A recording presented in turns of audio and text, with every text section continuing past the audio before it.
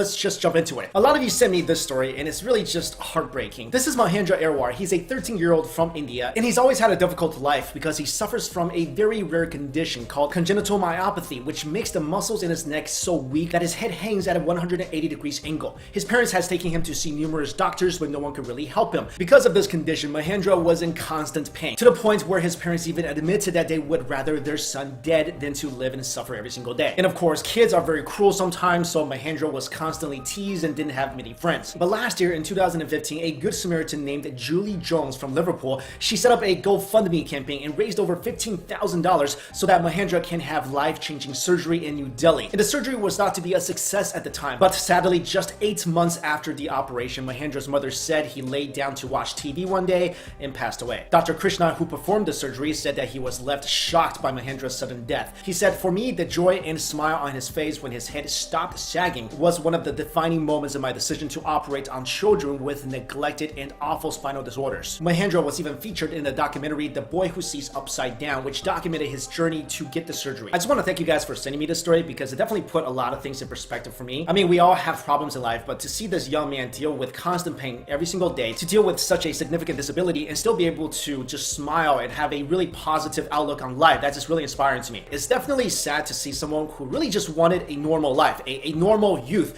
who just wanted to play with his friends and be looked at as a normal kid. So I hope at least in those 8 months after the surgery, he was able to have that. Next up, this is pretty remarkable. Scientists are on the brinks of being able to cure blindness, and they are able to do this by bypassing the eyes and sending moving images directly to the brain. For the first time ever, doctors have implemented a visual stimulator chip in the brain of a 30-year-old woman who has been blind for 7 years. After the chip was planted, the woman saw flashes of color, lines, and spots that was sent to her through a computer. The next step is for doctors to send footage from a tiny video camera to the brain. So how this would work eventually is the person who is blind will wear glasses fitted with the tiny video camera that sends images to a little computer that is also on the person. The images are then transferred to a receiver implemented on the back of their skull, which sends them to electrodes on the surface of the brain. The electrodes stimulate the neural cells in the visual cortex, enabling the wearer to see. Can I just say that if this works, how awesome is it to actually see something that has been developed by researchers that can help so many people with this disability? I mean, not to be able to see would probably be the one sense I would be most afraid to lose. I'm just kind of wondering,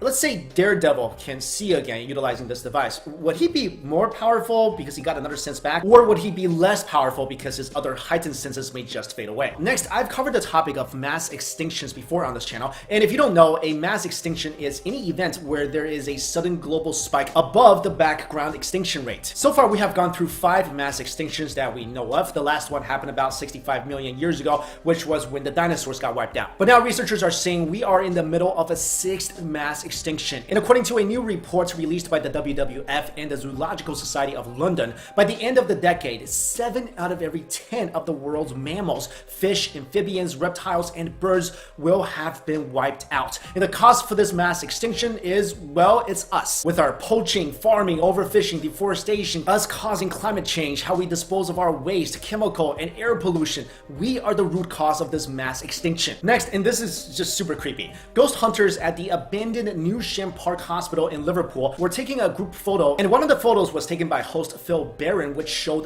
this. I mean, I've seen some disturbing ghost photos before, but this might be the most terrifying ghost I've ever seen. It looks like a cross between the Blair Witch and the girl from The Rain. According to Mr. Barron, he took the photo on his phone and didn't really think anything of it until it was uploaded by his office. And then, of course, he was getting messages left and right about the creepy figure in the photo. You know, this photo reminds me of this other really famous ghost photo. It's also a ghost that showed up at a group photo shoot, but at least that ghost looked good. I mean, good for a ghost. He's dead, but he doesn't look all demonic, right? But this ghost, I don't know. I think she's smiling. I just hope she didn't follow anyone home. And finally, guys, death, of course, awaits us all. It's kind of sad to think about it, but it's true. And unfortunately, most, if not all of us, will experience the sadness of losing somebody we are close to. But let me ask you, would you consider making the ashes of your loved one into a diamond and wearing them as jewelry? Apparently, there's a company in Switzerland called Danza, and what they do is they will compress and superheat your loved one's cremated ashes and turn them into a man-made diamond that can be worn as a ring, necklace, or earrings. This process will cost you around $4,500, and the colors of the diamond you get will vary from white to dark blue, which depends on the boron content of the ashes of the deceased. Okay, not to be gross, and I get that people want their loved ones close to them, them, but personally,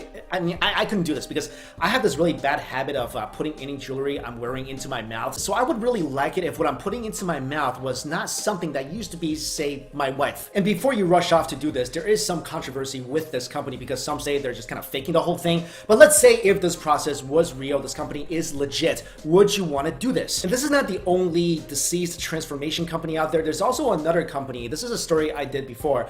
This company, what they do is they take the ashes and they somehow mix it with a tree. So they basically grow a tree from the person who died. Just personally, I don't think I would do either one of these things, but let me know what you think. Would you like to transform your loved one into a diamond or maybe a tree or neither? So there you go, guys. In this video, we covered the unfortunate death of Mahendra. A cure for blindness may be on the horizon. Apparently, we're just going around killing everything around us, causing the sixth extinction. The girl from the ring was spotted at an orphanage, and you can now wear your loved ones as jewelry. Alright guys, thank you all so much for watching. If you liked this video, please hit that like button. I would really appreciate it. And just a reminder, this Saturday, November 12th, we will have our first ever live chat stream thingy, and that's gonna be over at the Beyond Science Facebook page. So this Saturday, November 12th, 9 a.m. Pacific time, 12 p.m. Eastern time. These are US times, of course, and I hope to see you there. See you later. Hey guys, it's Mike Chen. Thank you so much for watching Beyond Science News, and let's just jump into it. A lot of you sent me this story, and it's really just heartbreaking. This is Mahendra Ahirwar. He's a 13-year-old from India, and he's always had a difficult life because he suffers from a very rare condition called congenital myopathy, which makes the muscles in his neck so weak that his head hangs at a 180 degrees angle. His parents has taken him to see numerous doctors, but no one could really help him. Because of this condition, Mahendra was in constant pain, to the point where his parents even admitted that they would rather their son dead than to live and suffer every single day. And of course, kids are very cruel sometimes, so Mahendra was constantly teased and didn't have many friends. But last year in 2015, a good Samaritan named Julie Jones from Liverpool, she set up a GoFundMe campaign and raised over $15,000 so that Mahendra can have life-changing surgery in New Delhi. And the surgery was thought to be a success at the time, but sadly, just 8 months after the operation, Mahendra's mother said he lay